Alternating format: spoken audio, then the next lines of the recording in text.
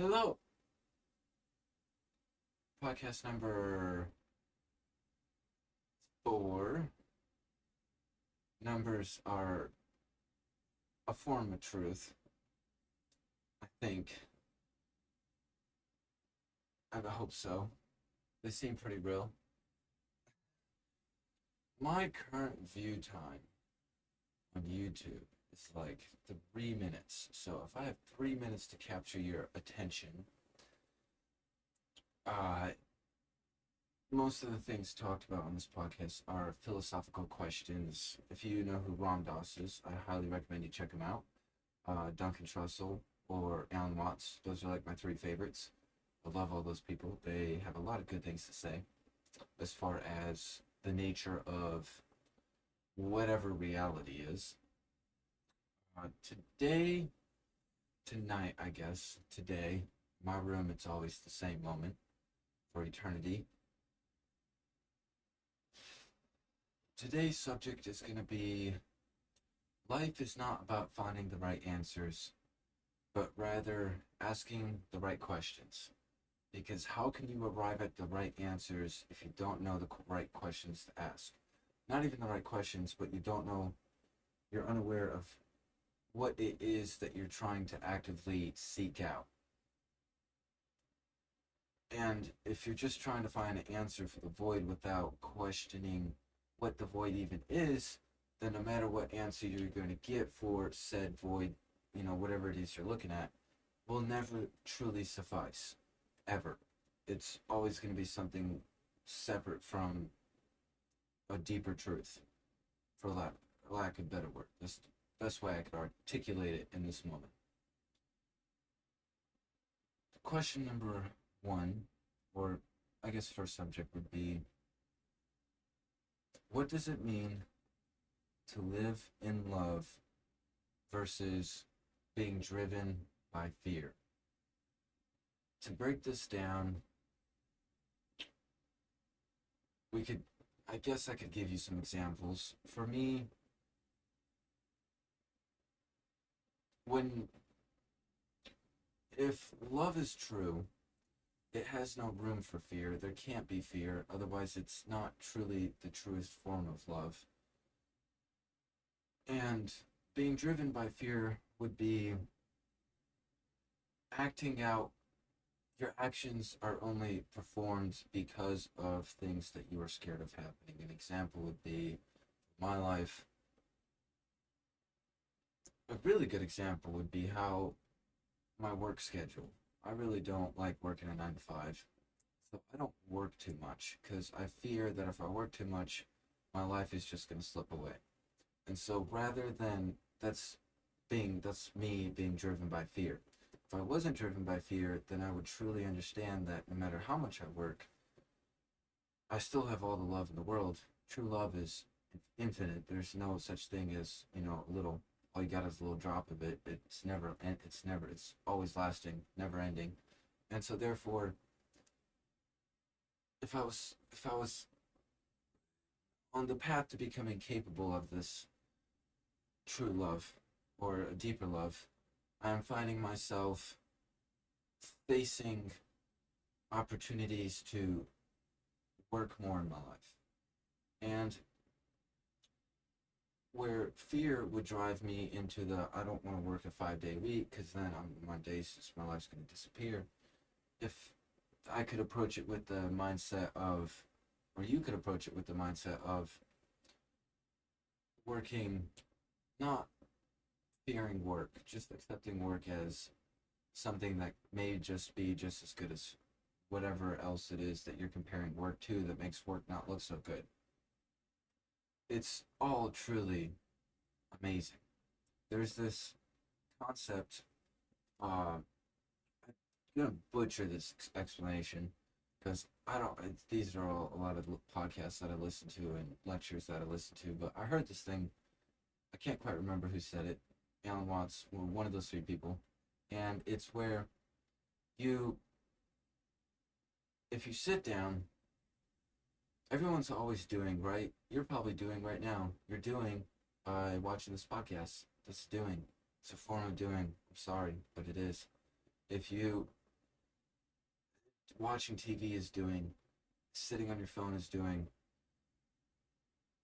doing nothing is still in a sense doing because you're explaining to yourself what you're doing. The closest we can get to doing nothing, to simulating death, would be to shut off your thoughts. And so, in the Western culture, a lot of people, or in the Eastern culture, in North America, that kind of thing, it's shockingly alarming how many people can't sit down, let's say crisscross applesauce, and just be still, and not, and they find it really hard.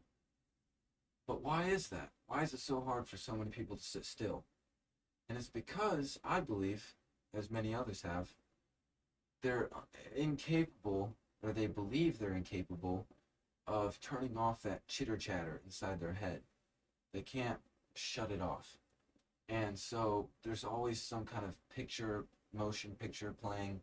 There's always some kind of words going on, whether it be pictures or words or however you think, there's motion. To truly stop that is to put all your attention onto your body, onto your senses, and a common example is your breath.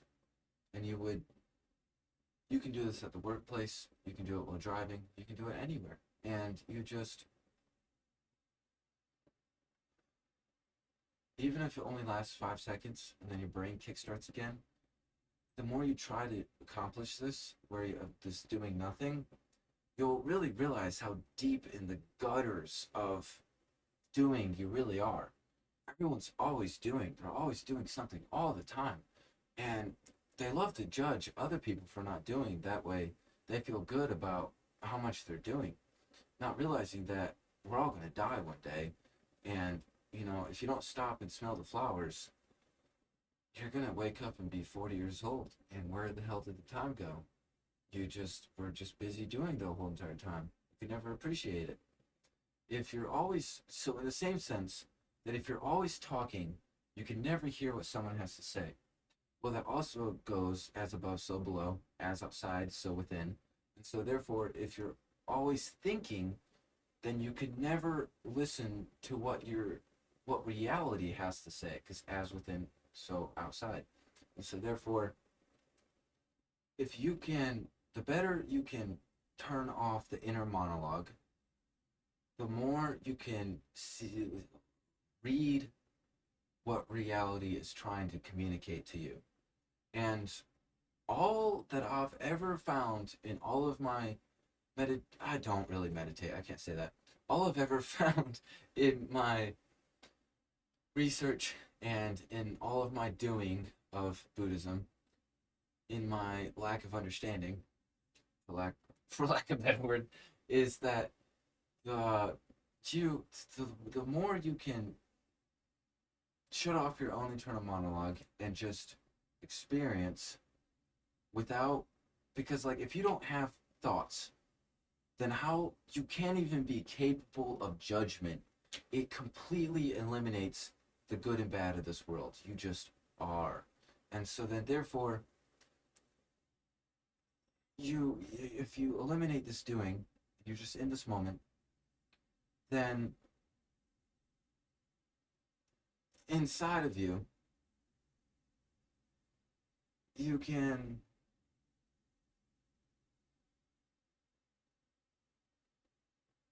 this goes hand in hand with a quote from Ram Dass: how we wish life was versus how it is. And so whenever you cut off the thoughts, you can no longer think about what you wanted, what you wished for, what you're trying to get, what you want for, how you could feel better, how you're feeling so horrible, how you're bored as hell, how you're trying to do something else, or whatever it is on your mind. And you can begin to see it for how it is. And then that rises the question of, well, is this good? And that's really cool, because then if you cut off your thoughts, you'll find yourself either in pain or love, and suffering or love. And suffering, I believe, many others do too, that suffering only exists to bring us closer to love. That is the only reason. That's it. That's it. That's why you can never be with someone. You can never have a relationship with yourself, with anyone outside of yourself. All of our relationships between all humans, you included, everyone. It's funny how the people that you've suffered through the most are the ones you hold the closest because it's that's what brings you closer to quote unquote the creator, all that is. I like to say all that is because what really is it? A lot of people call it God, they put a label on it, but let's get down to the deep, deep fundamental of what it really is. And it just is. And I like that. I personally like that. If you have your own interpretations of it, I'd love to hear it. Uh, but yeah, I totally just lost my train of thought.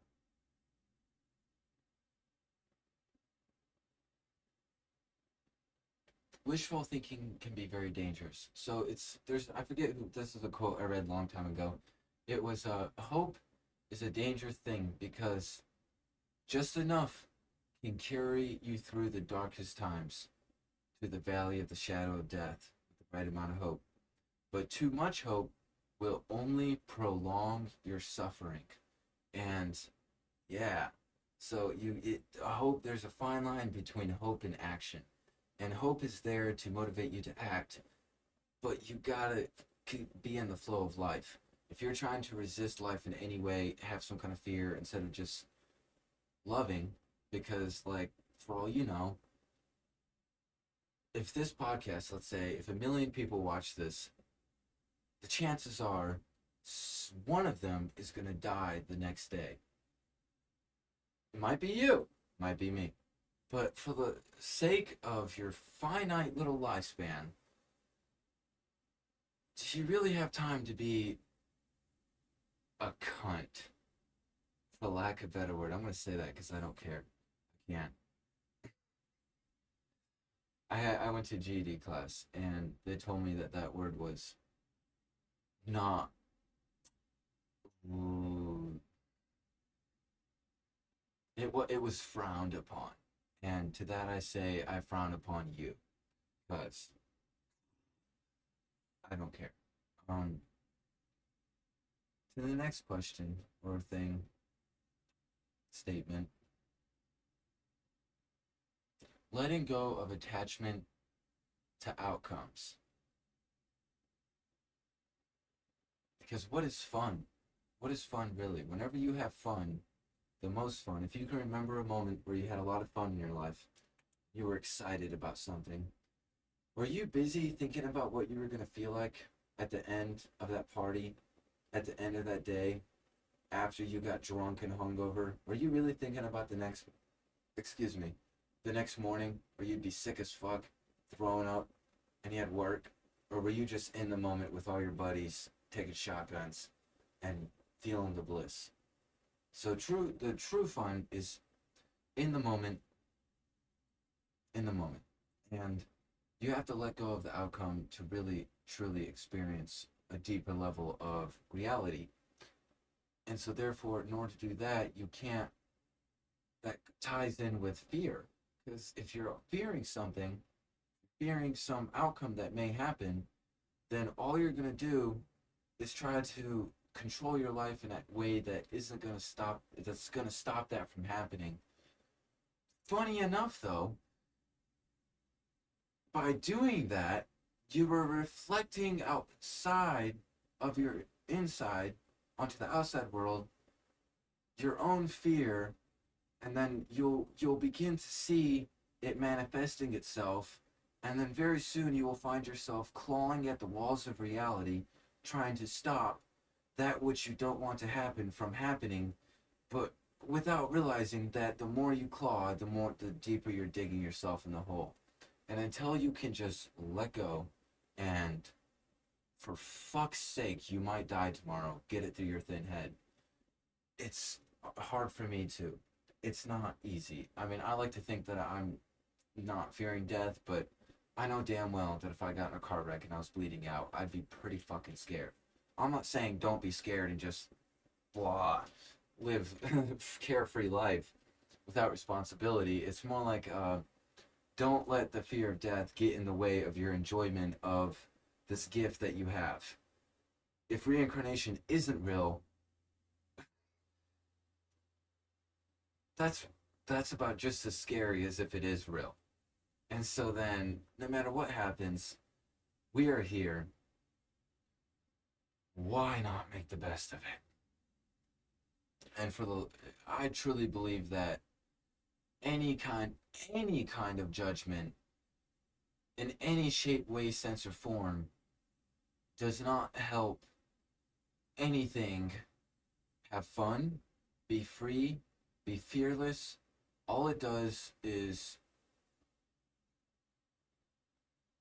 tell some part of someone that it's not accepted if you judge them. And like, not like in the, so how would this apply to, let's say, someone that has a chronic alcoholic addiction, or they can't stop doing, they have some addiction, or they're harming themselves in some way, or they're not realizing that they're harming other people around them and all they're trying to do is help. Let's go with alcohol addiction. Now, you would, in the sense of letting go of the attachment to the outcome, it would be like, don't tell them that, how could you help them without judging them? Don't tell them that, hey, you have an alcoholic addiction, you suck. Maybe not you suck, but let's try to be more realistic. Like you know it's not helping you. I'm here for you. If you want to get better, I can help you. 9 times out of 10, those people are already very, very, very, very, very, very aware of how they are damaging themselves. And there's many good reasons inside their head why they haven't stopped. Because most of the time, if they could, they would. If they believe they could, they would. And so, with that said, I find that the best way to help someone, because I don't have the best understanding of it, is you would like, that's why I truly believe Jesus talked in stories. I really believe it, because a story is like the best way to show someone what they're doing to themselves without judging them. Because then you could tell them a story about your buddy Rom that you knew a long time ago and how he drunk himself to death. Or not even, you could even take alcohol out of it. You could say that he was addicted to shopping. And then you could, just like alcohol, how it destroys your health, let's say he was addicted to buying junk food. And then you could really relate and intertangle the alcoholic addiction with the shopping addiction in your story, and then you could explain how it would deteriorate your life without ever once mentioning the guy, what he was doing, how he was harming himself, how he could fix it, and you don't even have to judge him. You just tell him a story. You just talk to him, and you don't talk to him about him. The whole reason why he has alcoholic addiction 9 times out of 10 is because he can't stand himself, and the last thing he wants to do is talk about himself. And so you alleviate that stress from him, and if you can show someone how to look at themselves without actually having to face that internal demon that's brought them to that place in the first place, and then you give them a pathway out of it that is separate from their own internal reflection, as they start taking that pathway, let's say they have the courage to like start, they're gonna, let's say, have one less drink every day, then they will start seeing the, it's just very helpful. It's very good. I truly believe it works. Really, really, because I mean it has for me. I've had a lot of people tell me stories, and a lot of people tell me stories, and I'm sure you've had too. But that stuff is phenomenal. Phenomenal. It is one of the best ways to approach someone that is hurting you without casting blame their way or without casting a judgment their way. Is to just simply give them an example of something else that coincides with whatever it is that maybe happened, and then to spin it around and then play with it in a fun type of way where you just let go of the outcome. You just have to trust that the best thing that could happen is what's already happening right now. That is the best thing that could happen. That is literally the best thing that could happen. I mean, I believe that the best thing that could ever happen is to exist. That's a truth, and we're here. And like for all you know, you may have spent eons. You what if instead of like dying and you transcend into the fourth dimension where time becomes relevant, and then you die again? Actually, one second. We gotta Google all the dimensions because I don't have them memorized. Podcast. Hold on. Hold on. 1 second. We're gonna use good old AI. What are the 12 dimensions? I know I talked about this in one of my other podcasts.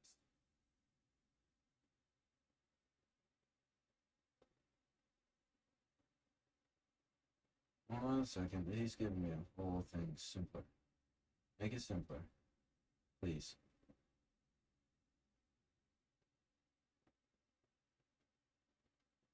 What are the 12 dimensions?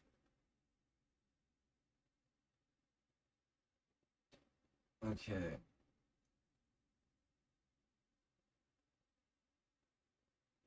Well, this is not explaining it very well. But either way, a lot of people have this belief that just like how there's a second 2D dimension, there's a 3D dimension, that's the dimension we live in. Then there's the fourth dimension, which is where God exists, whatever it is, the higher power. What if it's backwards? What if you actually spent God knows what, how much time, and so much out of our own comprehension, trying to travel back through the dimensions just to get to this dimension, and the goal is to actually get to the 2D dimension. You flip it on its head. And so, therefore, everything that we think about time and space, we only are aware of the fourth dimension because we were there. And now we're here. And now we're actually, whenever we die, we're going to become just our consciousness, which is going to exist within just 2D. It won't be 3D. It won't be around. You'll just be in the space. Because, like, whenever you die, let's say if you've ever done DMT, those kind of things, you don't really have an awareness of the the 3D space. All you're like seeing a flat screen, kind of. I mean, you feel the atmosphere around you, but what you really see is just 2D. I think it's very plausible that we are simply getting closer and closer to oneness, which would be the first dimension. I'm not even sure what that is. That's I need to write that down. What is the first dimension? I don't know. First dimension.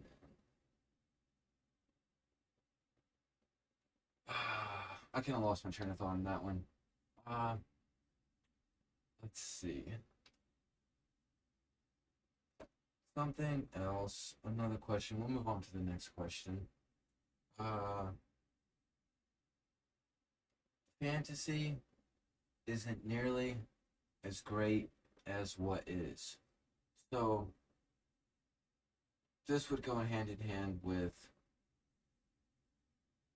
fantasy is fantasy is you can imagine yourself doing all these things. You can meditate and imagine all that you wanted. You can dream many amazing dreams. You can imagine yourself being whatever it is that you think would fulfill you. But what is right now, funny enough, if you were to cut all of that out, just be here in the moment, that's truly better. It's a lot better because it's real, it's tangible, it's not an illusion of your own brain.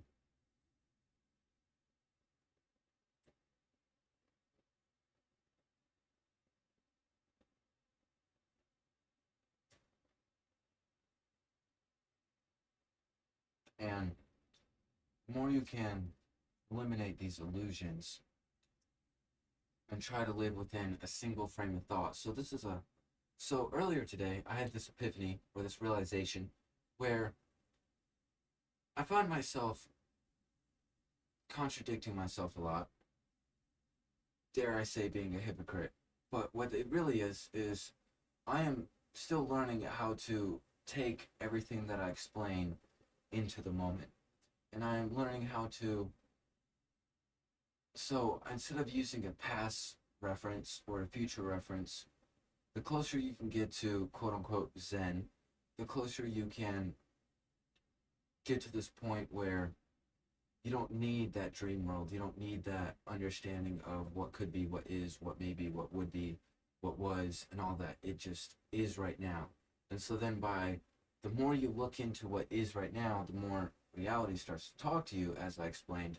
And then therefore, the better you theoretically would be able to navigate any question deeply enough to continue your state of abundance and love without fear. And it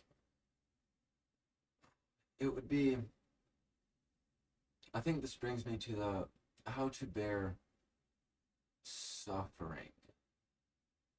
I had something happen in my life recently where someone very close to me was had something happen and it caused me suffering, a lot of it. And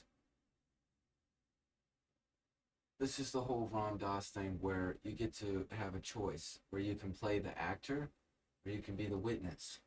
And you don't have to be the actor. It's about knowing when to play your cards, so to say, when to act and when to witness. And so if you find yourself angry, let's say, or frustrated, and you don't know how to be calm, be angry. I'm not saying don't be angry. I'm not saying withhold yourself, but just be aware of it. Just witness it. Watch yourself. Watch how you react. Watch how you get upset. Watch how the little weasel inside of you squirms around trying to frantically control the situation because something happened and it thinks it's going to be hurt, not realizing that it's going to die one day, and for all we know, it doesn't even matter. And so then you can look at this weasel, and the more you watch it, the more you can look at the circle. It'll start running in circles inside your head.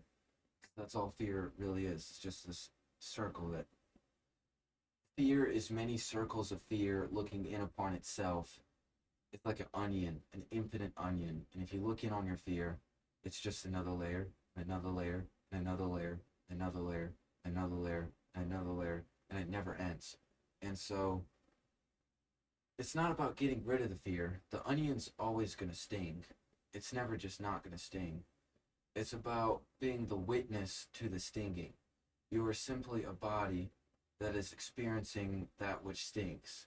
And instead of pushing away from this experience, you can, I find it to be much more informal as far as finding the right questions to ask that give you those realizations that are like epiphany moments where you're like, oh my gosh, it makes sense. Because those moments are really amazing. I don't know anyone who's ever disagreed that, like, anyone who doesn't like understanding things is that why what not me personally. If you can, whenever you do that, you have these epiphanies, and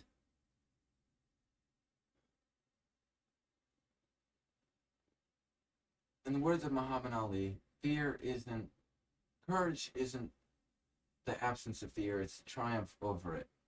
And so fear exists just like suffering does to bring you closer to oneness, to bring you closer to the Creator, that which is.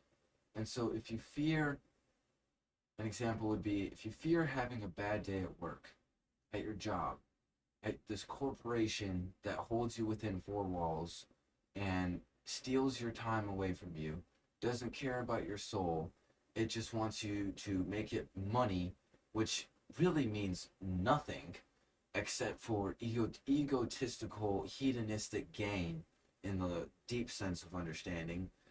It's money is a very, very, very, very, very, very, very, very, very, very, very, very sneaky, sneaky, sneaky, sneaky way that quote unquote evil will find its way into your brain.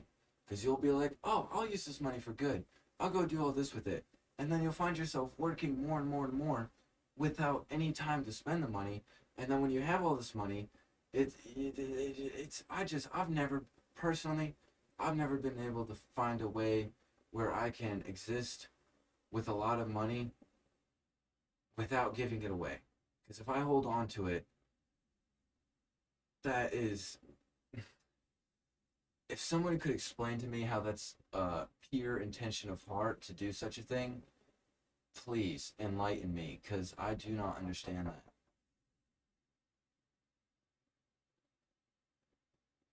And I have someone knocking, but we are going to ignore it.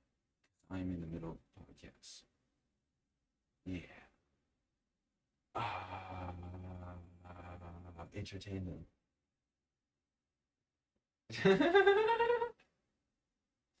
um, so, uh, I'm in the middle of a podcast. Uh, it's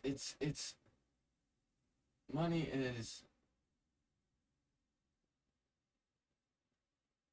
is it? I wonder if it's Cody. Who is that? It's probably it's probably um 1 second, guys. Gals.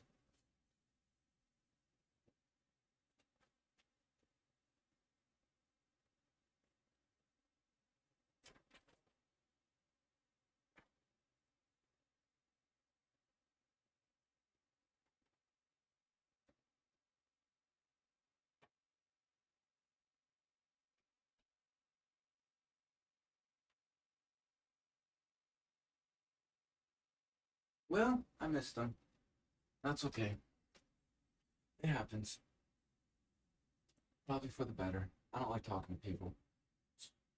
People are very judgmental most of the time, and they think that as long as you fit inside their understanding of what good is, then you're good. Not realizing that you can be whatever the fuck you want to be, and to decide whether or not that's good for someone else. How selfish is that?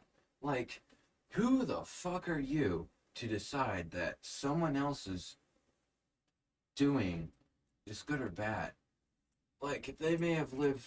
So, to try to break this down, to break this down would be like, you, someone else's good, it could be your evil. Someone else's sin is your fun. And so, in the same sense, so many people, especially on X, quote unquote Twitter, and all these social media platforms, they social justice warriors, all of that, protesters. Uh, I mean, this goes right and left, everything, the whole entire political agenda that's being pushed so hard nowadays by the media and government institutions and big corporations. It's all what the one very important understanding that a lot of these things miss is that instead of, it's not them and it's not us versus them or them versus us. It's because to them they're us and to you you're us. And how hard is it to understand that we're all human and that we're all evil and we all have a part of ourselves that is capable of doing horrific things.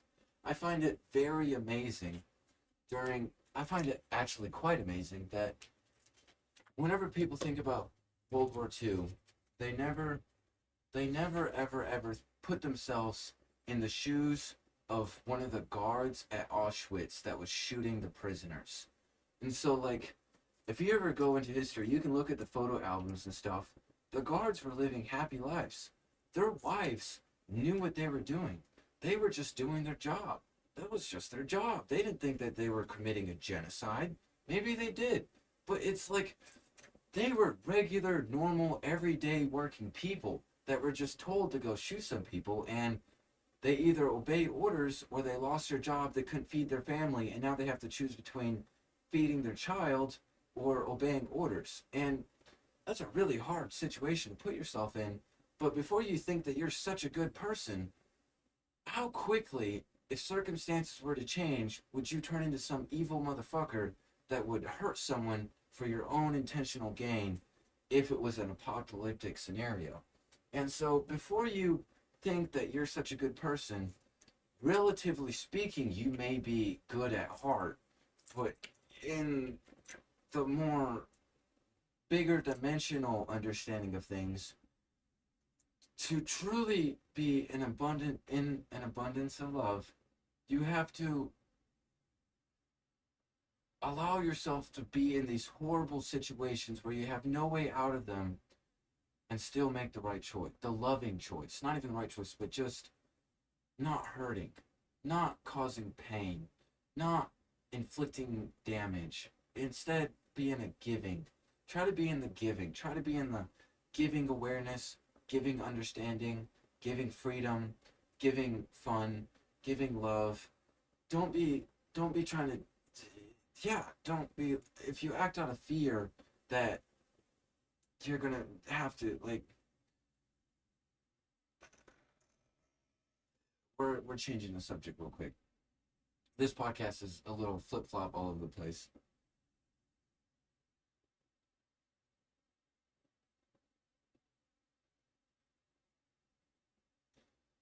Uh, no matter what you do, there's always gonna be a hater out there, and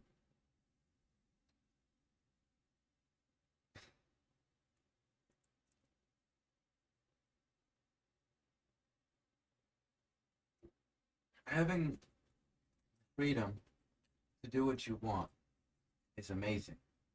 Now, having freedom to having the freedom to do what you want. What do you want though? Because if you want money, if you want materialistic gain, if you picture your life in this way and you're waiting for such and such, you have like this check box inside your head that you may not even be aware of. For a lot of people it's like, let's say I want to have a nice car, I want to have a nice place, I want to have a family, I want to get married, I want to have kids, I want to go on vacation, I want to do this. Well, then all you're doing is putting limitations on your happiness. I love you just as much as you love me. And that destroys the whole entire I love you more game. Because the more you love me, the more I just love you.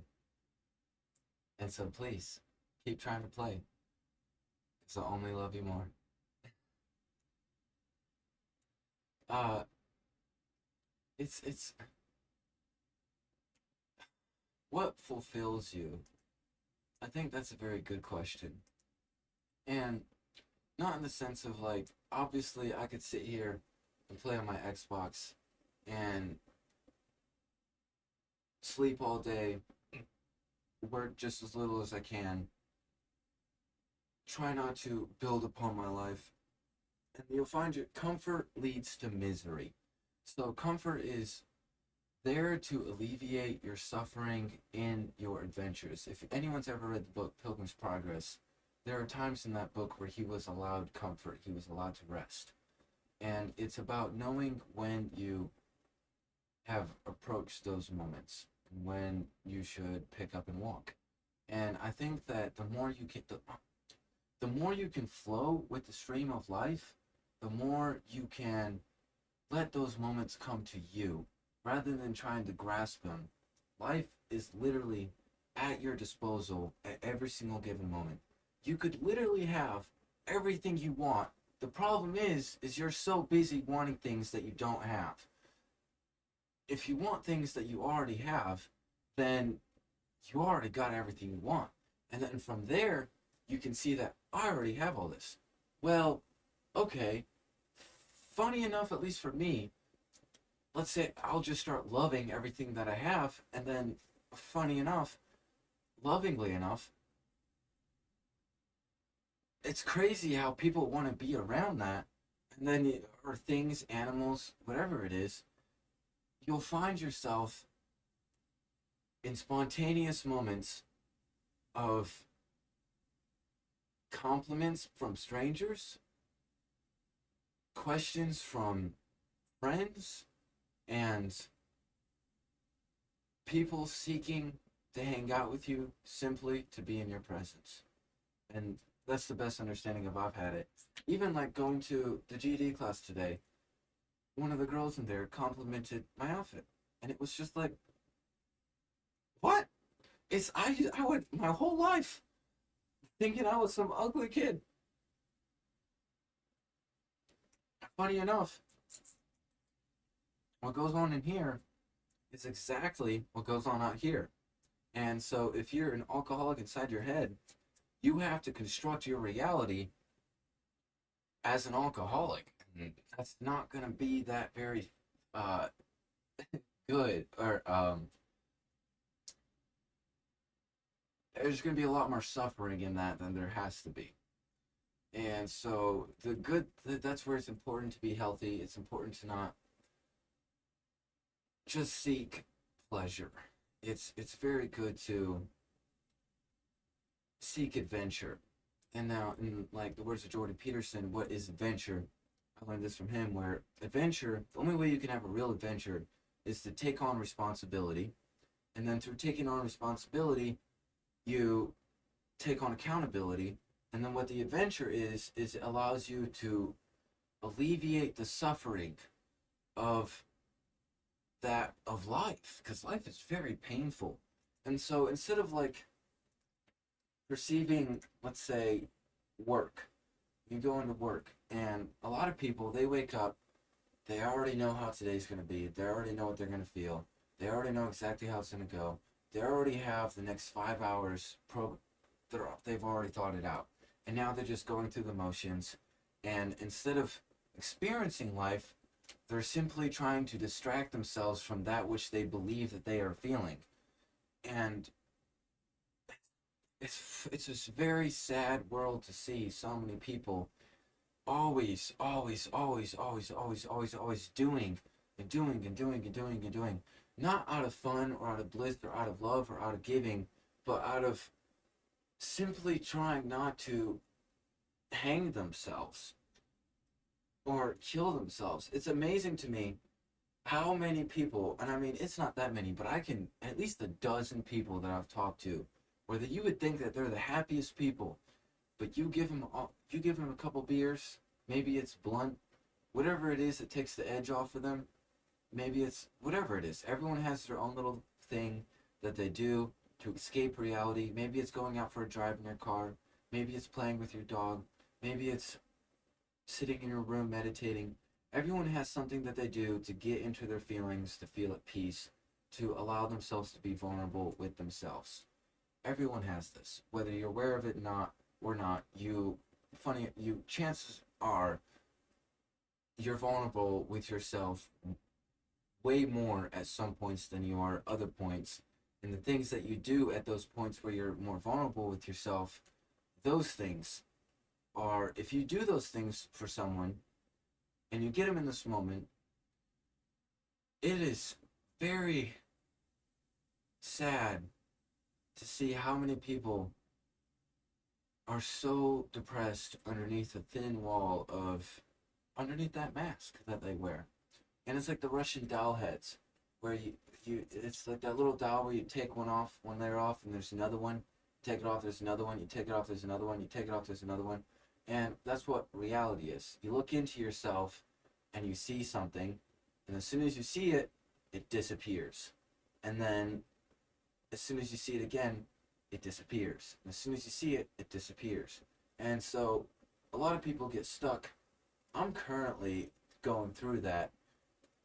I'm trying to get to the point to where I can get below that. Try to like get underneath it to where I can sit in this consciousness where all that can happen inside of me without me getting tangled up in the stream of it.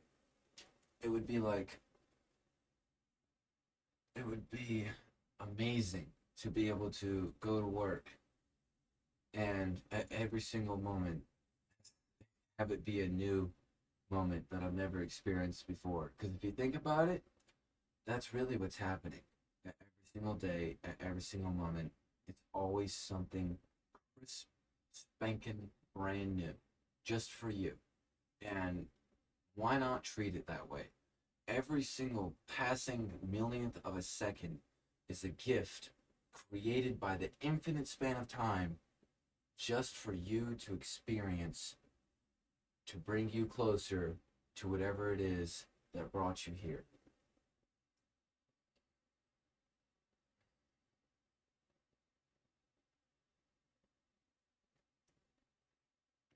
For anyone at my job, or let's say anyone that deals with gossip and things like that, uh,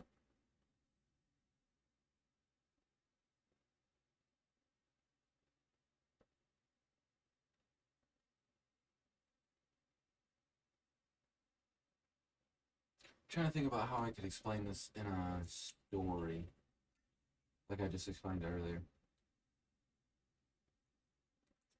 This is where I kind of be like a bit of a hypocrite with things because I understand parts of what I'm saying, and then a lot of what I'm saying I don't understand. But what is the only way you can understand? You really can't understand something until you become a fool in trying to understand it. And so by hence why I'm wearing the bunny hat. In the words of, I heard this from Alan Watts. A fool who follies in his ways, a fool who trips in his ways, someone who risks becoming a fool becomes wise. And it's becoming more and more common these days that you can see you. How many people do you know that seem that are so knowledgeable? They know so many things, yet they don't know how to. They're not wise. They're not very wise. They may have a lot of money, but they're always broke, or they may have a lot of money, but they're always broke, or they may have everything they want. They live their entire life. They got the house. They got the marriage. They got everything, and yet they still find themselves with this empty void inside of them. How many people go to work and they have that job? They are the boss. They got the control that they wanted in their lives. They have power, and they're still seeking something. They're not at peace, and they can pretend like they're at peace, but ultimately, if they were truly at peace, they would feel some kind of humility or shame or guilt for what got them there. And then I find that, like, in my own understanding of how I've gotten here, is by simply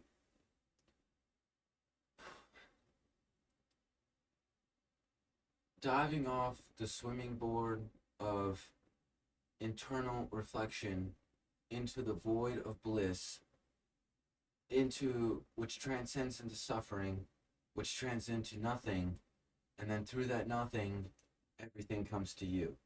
And then from there, it happened in the Bible. Every single time you're about to get enlightened, you're about to reach this realization, or you feel like you just found it.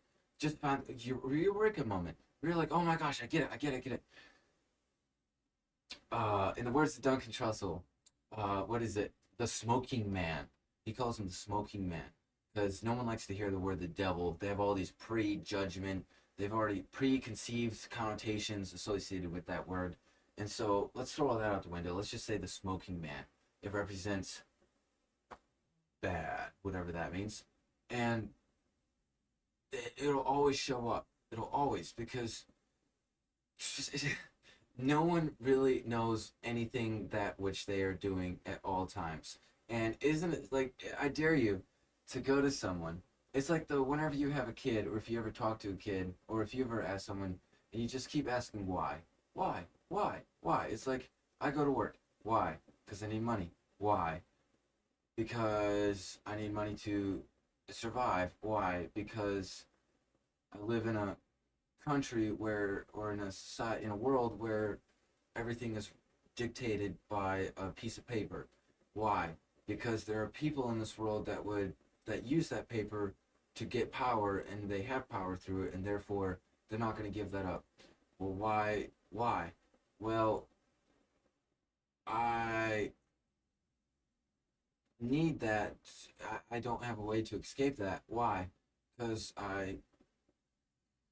it's too hard. Why? Well, it's not really too hard. I could. Why? Because and then you just find yourself in this. It never ends, ever, ever. Never ends. It always keeps going, always.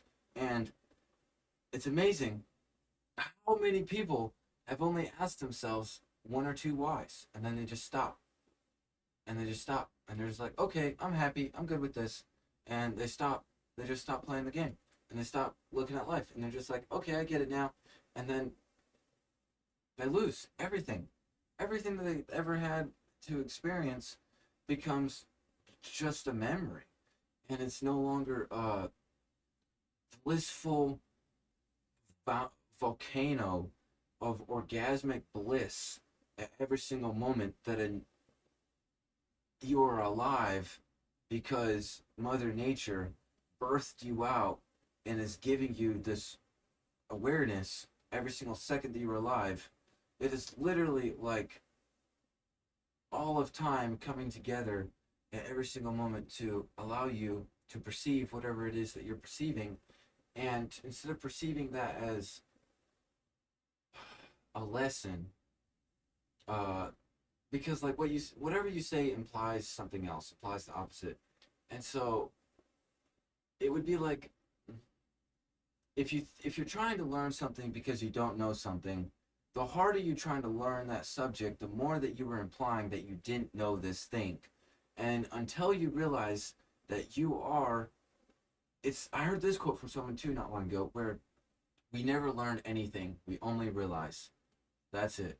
We only realize that which we already knew, otherwise we never could have known it. And it's just like an animal. We don't understand what an animal thinks. We don't understand what a cat's feeling. We can't perceive the consciousness of a cat because we're not a cat. We are us. And so therefore, every single thing that we know and are able to understand and be conscious of, we only know because we knew it at one point in time. And through that what that implies is that you are somewhere deep inside of you right now capable of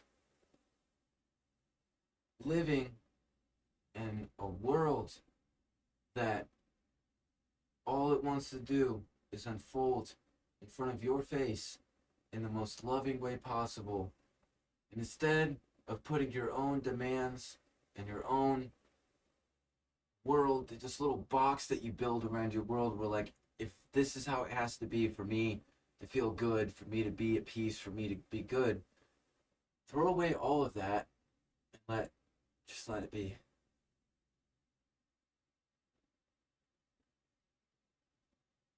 Today's episode is going to be a little shorter. I've definitely felt the love. Hope you did too. I'm a fool, and so are you. So remember that when you think someone is judging you, you only see it because you were a judger once too. So before you judge them too, forgive them as you forgave yourself, because they don't know what you already knew. And all they need to know is that they don't have to be who they always used to be. And they could be what they are now in all that they will be. And so therefore, show them that now is all that is needed to be all that they need to be. And the more you can do something along those lines, it just gets better. Namaste.